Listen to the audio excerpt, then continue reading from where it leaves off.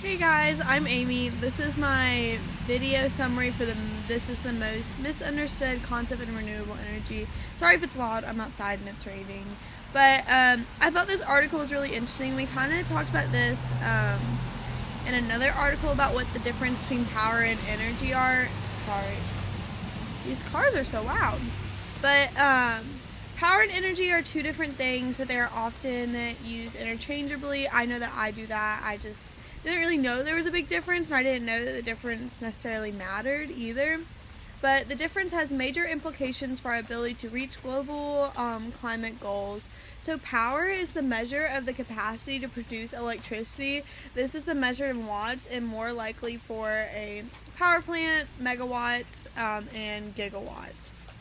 And then energy is the measure of electricity actually produced. This is measured in watt hours, or more likely for a power plant, gigawatt hours or even terawatt hours. So basically what I got out of that is that power is like how much electricity could possibly be produced, and then energy is actually like how much is produced. So there was a chart in this article that I thought was really interesting. It kind of just showed like the energy source and then like how much power and energy were produced from it, and it kind of showed how like different power and energy are, because power, there was a pretty high number for all of them in gigawatts, and then for energy the numbers were a lot lower compared. So for like coal it was 260.3 gigawatts and then only 30.1% energy, so kind of a big difference.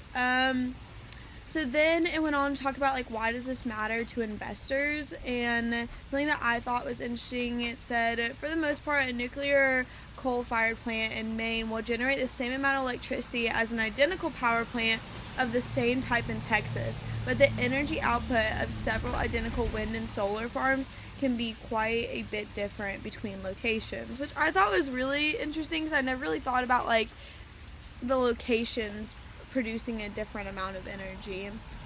And then energy is basically what matters most, and then why it matters to investors and other business people is because when the success of their business is actually determined by the cars are loud, but when the success of their business is actually determined by electricity generated and sold. So this article was very interesting and it was very informative about like power and energy, and then what that has to mean for renewable energy. So yeah.